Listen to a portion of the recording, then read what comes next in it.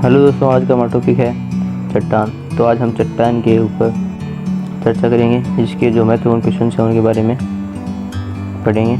जो आज का हमारा पहला क्वेश्चन है, पृथ्वी पर लगभग 2000 प्रकार के खनिज पाए जाते हैं, किंतु इनमें से कुछ खनिजों से ही चट्टानों की रचना होती है। इन खनिजों की संख्या कितनी है? 10 है, 20 है, 150 है या 500 है? तो इसके सही आंसर होगा 20 होगा इसका आंसर बी। तो पृथ्वी के द्रव पदार्थों से घनीभूत हो जाने से बनी चट्टानों को कहते हैं आग्नेय, प्रसादी, रूपांतरित, इनमें से कोई नहीं।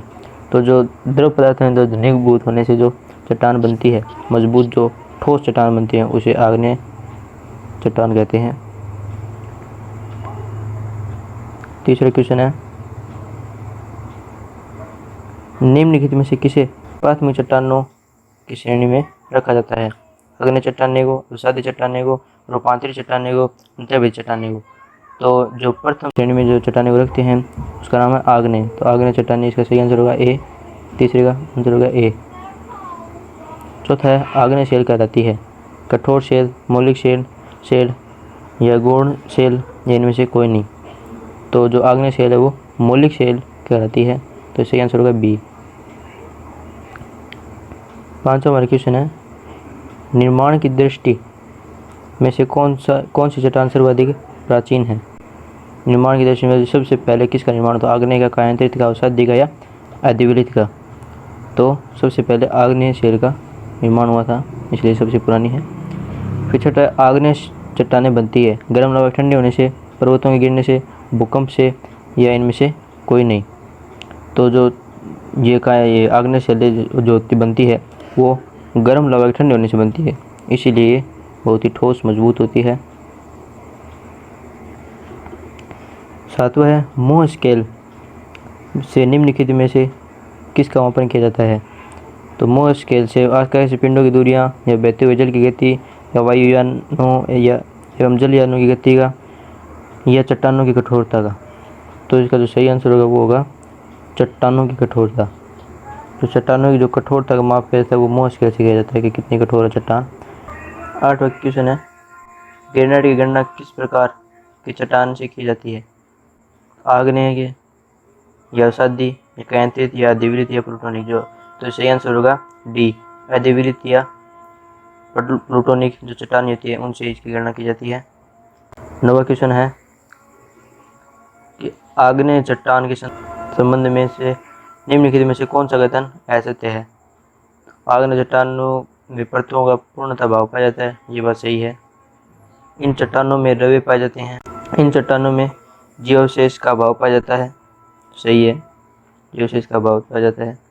इन चट्टानों में जोड़ पाए जाते हैं, तो ये बात गलत कह दी इसने। और रवे भी पाए जाते हैं इनमें, ये भी बात सही है। तो इसमें पूछा है असत्य वाक्य, तो असत्य वाक्य हो गया डी वाला, तो इस सही आंसर होगा डी। दूसरा क्वेश्चन है, जो शेल शेष अन्य से भिन्न है वो क्वार्टजाइट है, ग्रेनाइट है, नीस है या संगमरमर है? जो शेल शेष से अन्य से भिन्न है, तो इसका सही आंसर होगा बी, ग्रेनाइट। जो ग्रेनाइट शेल है वो अन्य से भिन्न है। 11वां क्वेश्चन है, भूकंप में विशाल आकार की गुंबदाकार आग्नेय चट्टान को निम्न में से किस नाम से जाना जाता है? बोथोलित, लेकोलित, वेकोलित या लोकोलित? तो इसका सही आंसर होगा ए, बेथोलित। 12वां, जानवरों, वनस्पतियों एवं सूक्ष्म जीवों के अवशेष किस प्रकार के चट्टानों में पाए जाते हैं? आग्नेय चट्टान में, अवसादी चट्टान में, कायांतरित चट्टान में या अधिविलित चट्टान में? तो आग्नेय चट्टान तो बहुत ही कठोर होती है, इसमें तो कुछ भी सूक्ष्म छिद्र भी नहीं पाए जाते हैं, न ही वनस्पति न ही जानवर, कुछ भी इसमें अपनी बात एकदम कठोर होती है। लावा की जो पिघलता लावा है उसके जमने से बनती है, तो आग्नेय तो होगा नहीं इसका आंसर। तो सही आंसर होगा बी, अवसादी जो चट्टान ना उसके अंदर ही सभी प्रकार के अवशेष है वो पाए जाते हैं। 13वां, धरातल के सर्वाधिक भाग पर निम्नलिखित में से किस चट्टान का विस्तार पाया जाता है? जो धरातल का सर्वाधिक भाग है उस पर आग्नेय चट्टान ज़्यादा पाई जाती है, अवसादी चट्टान ज़्यादा पाई जाती है, फिर कायांतरित या फिर इनमें से कोई नहीं। तो इनमें से जो सबसे ज़्यादा जो चट्टान पाई जाती है वह है अवसादी चट्टान। अवसादी चट्टान बहुत ज़्यादा है, भाग पर विस्तृत है, फैली हुई है। 14 है भूकंप पृष्ठ का कितना प्रतिशत भाग अवसादी शैलों से ढका है? 75%, 65%, 70% या डी हो गया 90%। तो जो इसका 75% भाग है ना, वो भूमि पर फैला हुआ अवसादी चट्टानों का, तो ये सबसे ज़्यादा हो गई चट्टान। तो ये आंसर होगा ए।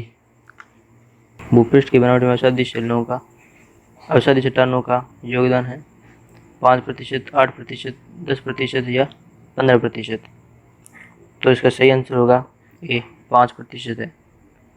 जो भूपृष्ठ की जो बनावट है उसमें अवसादी शैलों का योगदान 5% है।